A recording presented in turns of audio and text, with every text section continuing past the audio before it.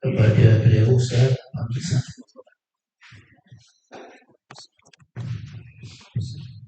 Assalamualaikum warahmatullahi wabarakatuh.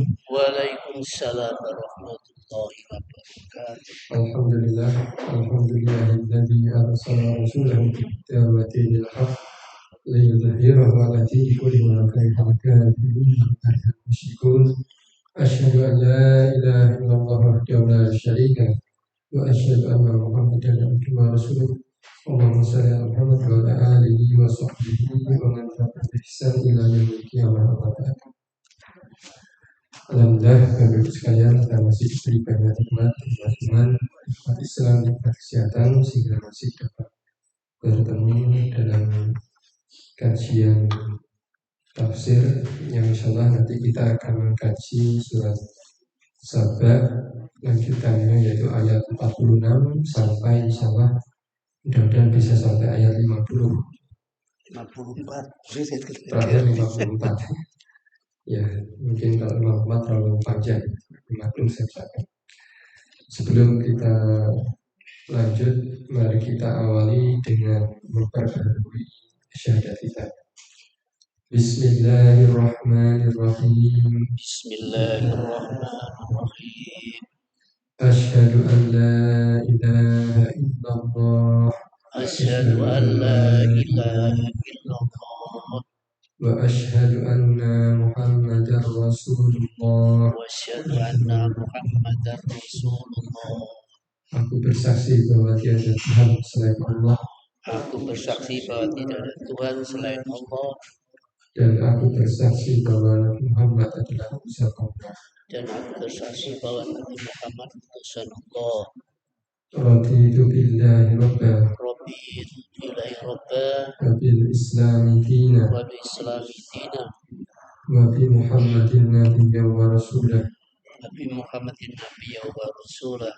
Rabbi zidni ilma Rabbi zidni ilma warzuqni fahma. wa zayyidni fahma. Amin. Kita mulai dengan surah Saba ayat 46. Saya akan baca untuk Bapak Ibu yang punya Al-Quran bisa mengikuti. A'udzu billahi minasy syaithanir rajim. A'udzu billahi minasy syaithanir rajim. Qul innama a'idukum biwahidah. Qul innama a'idukum biwahidah. An taqumu lillahi masna wa furada summa tatafakkaru. An taqumu lillahi masna wa furada summa tatafakkaru. Ma bisahibikum min jinnah. Ma bisahibikum min jinnah. In huwa illa nadhirun lakum baina yaday adabin syadid. In huwa illa nadhirun lakum baina yaday adabin syadid. Qul ma sa'altukum min ajrin fahuwa lakum. Qul ma sa'altukum min ajri fahuwa lakum. In ajriya illa 'ala Allah. In ajriya illa 'ala Allah. Wa huwa 'ala kulli syai'in syahid. Wa huwa 'ala kulli syai'in syahid.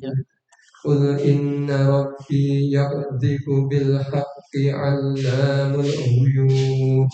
Qul inna rabbi yaqdhifu bil haqqi 'allamul ghuyub. Qul ja'al haqqu wa ma yubdi'ul batilu wa ma yu'id. Qul ja'al haqqu wa ma yubdi'ul batilu wa ma yu'id. Qul in dalaltu fa innama adillu ala nafsi. Qul in dalaltu fa innama adillu ala nafsi. Wa in ihtadaitu fa bima yuhi ilayya rabbi. wa ini ihtadaitu fabima yuhi ilayya rabbi innahu sami'un qarib. innahu sami'un qarib. Sadaqallahul azim. Sadaqallahul azim. Saya akan coba terjemahkan dulu per kata, mungkin per kata dan juga per ayatnya dulu. Nanti ayat-ayat berikutnya dijelaskan tafsirnya. Di surat Saba ayat 46 Allah SWT berfirman, Qul, katakanlah. Allah memerintahkan Rasulnya untuk mengatakan, Innama, sungguhnya, a'idhukum, aku menasihati kalian biwahidah, dengan satu hal saja, antakumu, yaitu agar kalian itu berdiri lillah, semata-mata karena Allah, masna, berdua, wa furada, atau sendiri-sendiri, summa, kemudian tatafakkaru, kemudian kalian itu berpikir, ma, tidaklah bisahibikum, tidaklah ada pada sahabatmu ini min jinnah, dari penyakit gila, atau tidak ada penyakit gila pada sahabatmu. In huwa, tidaklah dia itu illa, kecuali nadhirun lakum, pemberi peringatan lakum, bagi kalian.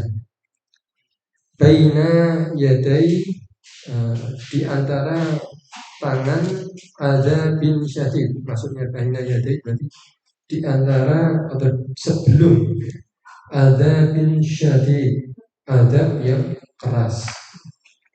Ini di Sabah 46. Kemudian lanjutannya di 47, Qul, katakanlah, ma sa'altukum, apa yang aku minta pada kalian, min ajarin, dari upah, bahwa maka itu lakum, untuk kalian. In, tidaklah, ajriya, tidaklah upahku, illa, kecuali Allah, atas Allah. Wahwa, dan dia Allah, ala, atas kulli, segala sesuatu, syai'in, ala kulli syai'in, atas segala sesuatu, syahid, menyaksikan, maha menyaksikan. Qul, katakanlah, di surat lanjutannya ya 47, Qul, katakanlah, inna, sungguhnya Rabbi, Tuhanku, yaghzibu, melontarkan. Kalau di terjemahnya itu melontarkan dan juga mewahyukan. Bilhaq, dengan benar. Allah mengetahui, maha mengetahui, al-ghuyub, yang ghaib. Kemudian lanjutannya di 49, Qul, katakanlah, Allah, telah datang al-haq, telah datang kebenaran. Wama, dan tidaklah yubdiul, tidaklah memulai al-batil, jadi yang batil tidaklah bisa memulai. Wama, dan tidaklah yu'i, tidaklah akan kembali. Qul, katakanlah, in, apabila dolaltu, apabila aku ini sesat, fa innama, maka sungguhnya adillu, ya, sesatnya itu ala nafsi, atas diriku.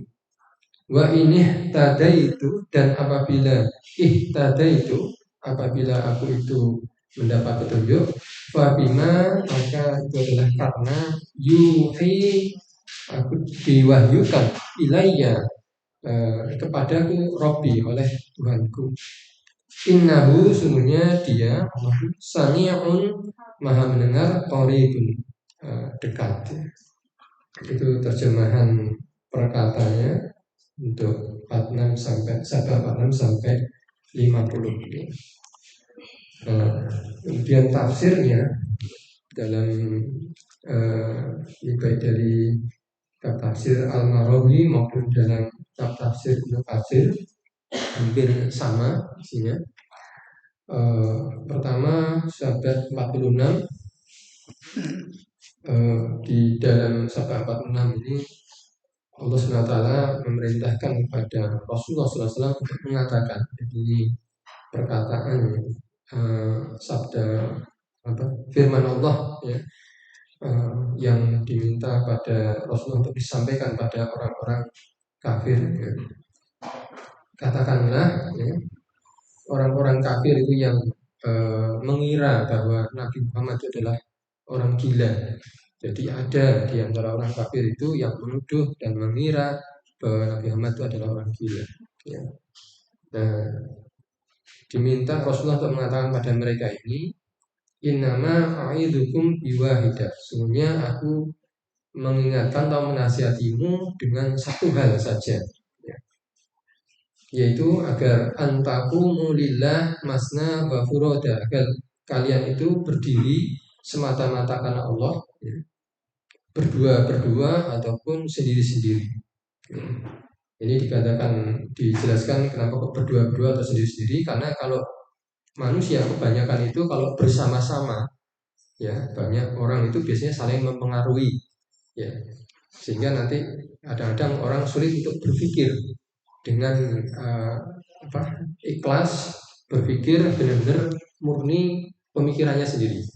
Kalau berada dalam suatu tempat ya, bareng-bareng orang itu biasanya ada misalnya mungkin pemimpinnya ya, atau orang yang berpengaruh di sana akan mempengaruhi pemikiran yang ada di dalam kelompok tersebut.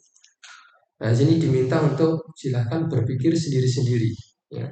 Summa tatafakkaru, kemudian kalian berpikir ya, memikirkan tentang siapa, tentang Nabi Muhammad SAW.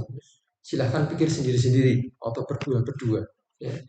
Ma bisahibikum min jinnah, bahwa tidak ada pada sahabatmu ini, pada temanmu ini, maksudnya adalah Nabi Muhammad, itu tidak ada penyakit gila sedikit pun ya. Ini untuk agar mereka mikir, masing-masing mikir. Kalau nggak sendiri-sendiri ya berdua, ngobrol, diskusi, tapi jangan bareng-bareng. Kalau bareng-bareng nanti para penguasanya ataupun ketuanya ataupun tokoh-tokohnya itu akan mempengaruhi. Ya, silakan mikir sendiri-sendiri apakah benar pada Nabi Muhammad itu ada penyakit gila ya.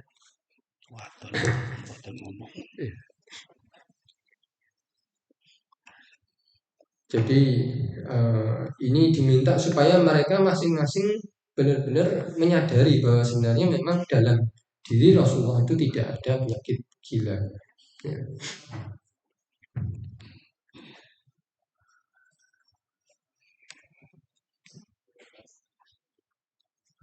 Ini penjelasan semacam ini adalah yang disimpulkan oleh beberapa penafsir Mujahid, As-Sa'di, Qatadah, dan Muhammad Ibnu Ka'ab ya. Ada dalam Ibnu Katsir itu penjelasan, tetapi juga dijelaskan juga bahwa penjelasan ini penjelasan yang dhaif. Jadi ada hadis yang diklaim itu menjelaskan surat Saba ayat 46 ya, di mana Rasulullah SAW pernah bersabda, aku dianugerahi 3 perkara yang belum pernah diberikan kepada seorang pun sebelumku ya, bukan karena sombong, yaitu dihalalkan bagiku ghanimah, padahal ia belum pernah dihalalkan bagi orang-orang sebelumku. Mereka dahulu sebelumku mengumpulkan ghanimah itu, lalu mereka bakar. Dan aku diutus untuk semua makhluk yang berkulit merah dan yang berkulit hitam ya. Sedangkan dahulu setiap nabi diutus hanya khusus untuk kaumnya.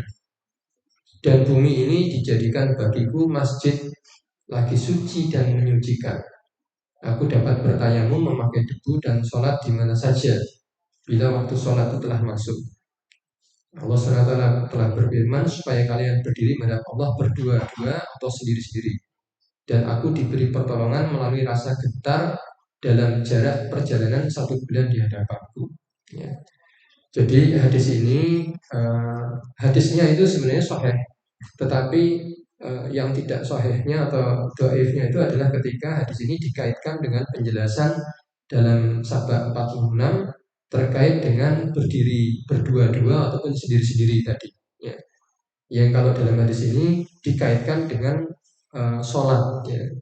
Waktu sholat, bumi ini tadi dikatakan sebagai tempat suci, tempat yang suci bagi kaum muslimin, maka dalam hadis ini tadi dikatakan supaya kalian berdiri menghadap Allah berdua ataupun sendiri, ini dikaitkan dengan sholat. Ya. Tapi kalau dalam penjelasan atau tafsir yang benar itu tadi terkait dengan orang-orang kafir. Ya, jadi berbeda sekali.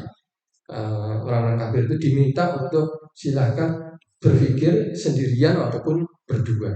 Ya. Jadi apa yang ada dalam hadis ini yang ditakwilkan bahwa pengertian berdiri maupun berdua tadi ini itu adalah terkait dengan sholat jamaah ataupun sholat sendiri-sendiri. Kemudian di lanjutan sabda pertolongan tadi, in huwa illa nadhirul lakum baina yaday adzabin syadid. Tidaklah dia Nabi Muhammad itu kecuali sebagai nazir, sebagai pemberi peringatan bagi kalian sebelum datangnya azab yang keras. Nah, terkait dengan bagian kedua atau bagian akhir dari Sabah 46 ini, Imam Bukhari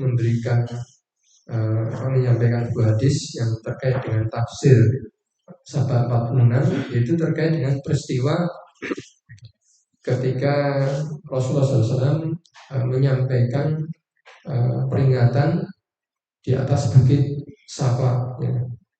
Jadi pada suatu hari Nabi SAW mendaki bukit Safa, lalu berseru, hai orang-orang yang ada di pagi hari, berkumpullah.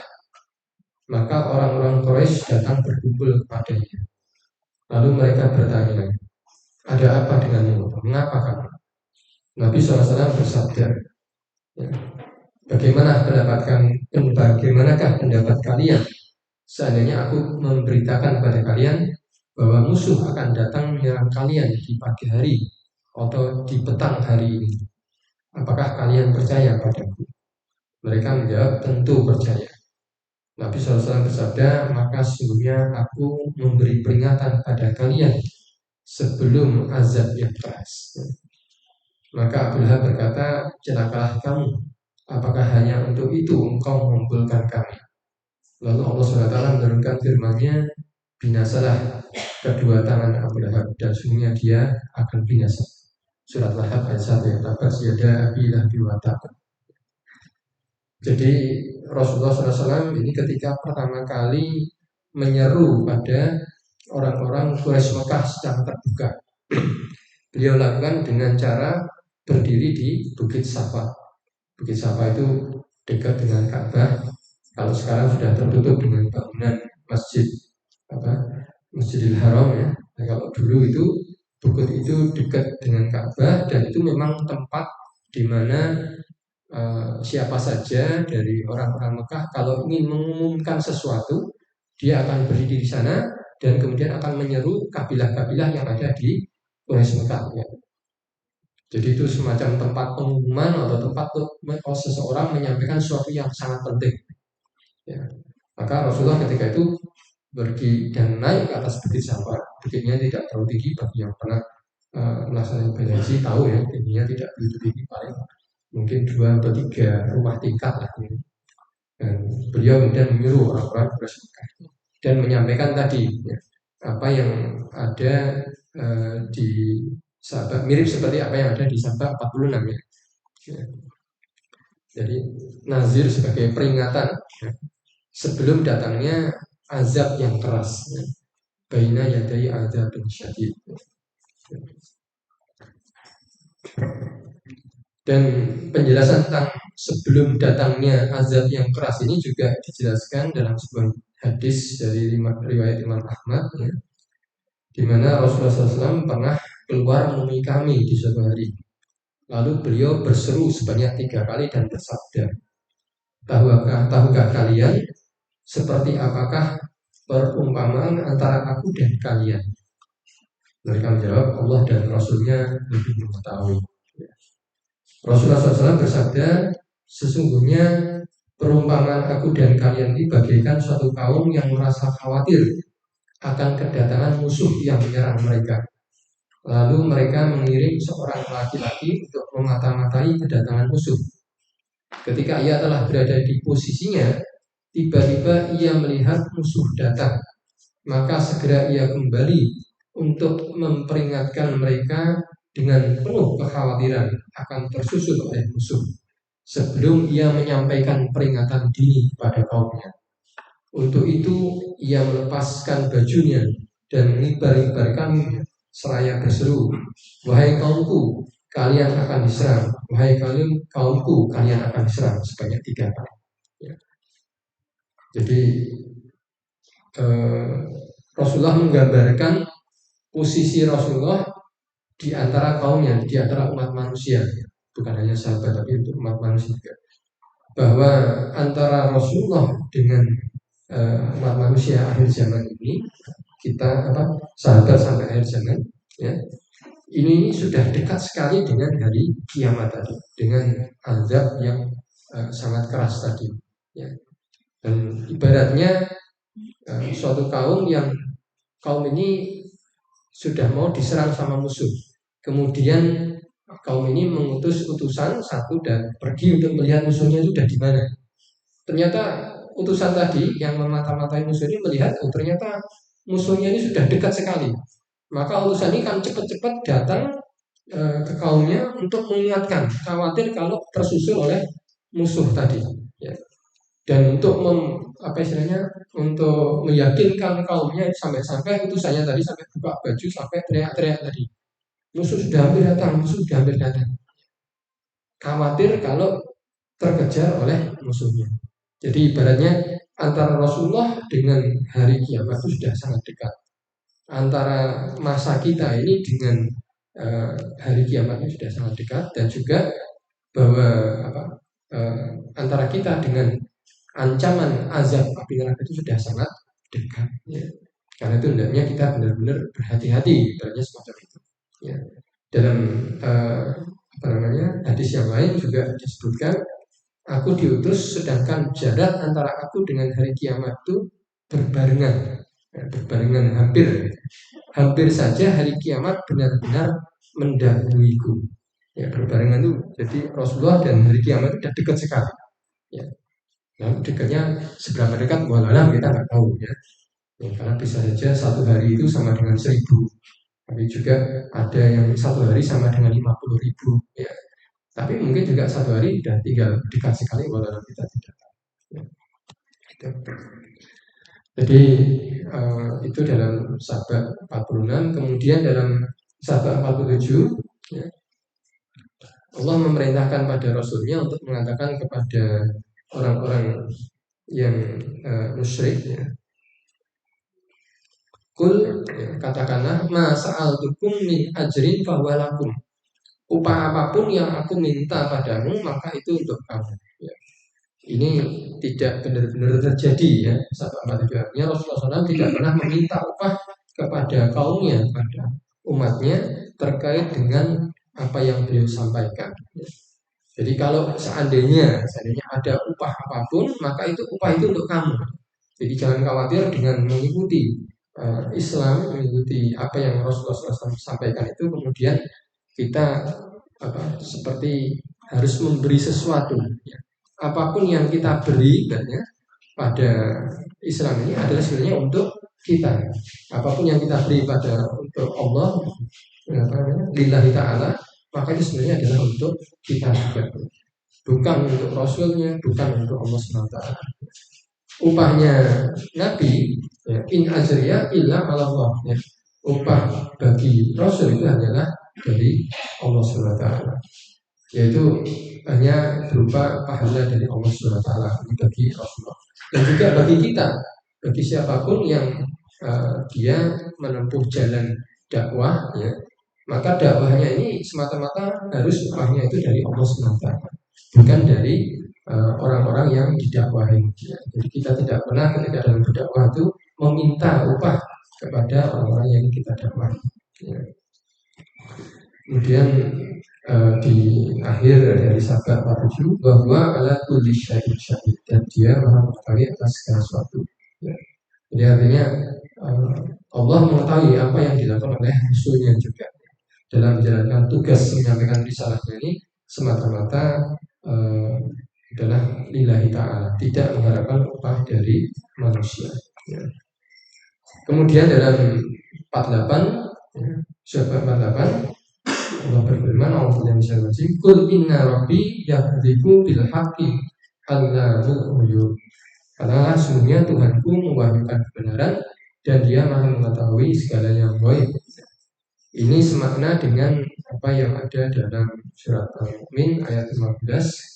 A'udzubillahi minasyaitonir rajim. Yulqir ruha min amrihi ala man yasha'u min ibadihi. Ya. Itu Allah lah yang mengutus ar-ruh, maksudnya Jibril, dengan membawa perintahnya kepada siapa yang dikehendakinya di antara hamba-hambanya. Ya.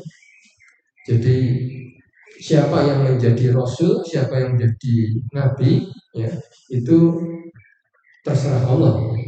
Ya, tidak bisa kemudian, karena di antara orang-orang Quraisy itu banyak yang mereka merasa kenapa kok nabinya itu, atau kenapa kok rasul yang diutus itu adalah Nabi Muhammad, padahal dia mungkin hanya keponakannya gitu. Jadi mereka merasa bahwa mereka lah seharusnya lebih pantas karena mereka mungkin lebih kaya, lebih banyak anaknya, atau lebih banyak anak buahnya, lebih banyak pengikutnya. Ini yang menyebabkan mereka kemudian menjadi menolak kebenaran, memunculkan sombong dan kemudian menolak kebenaran pada diri mereka.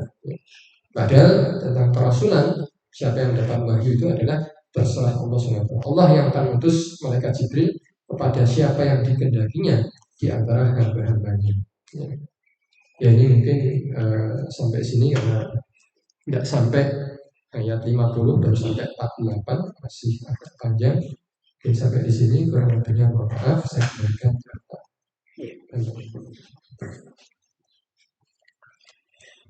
Terima kasih Ustadz yang telah memberikan santapan rohani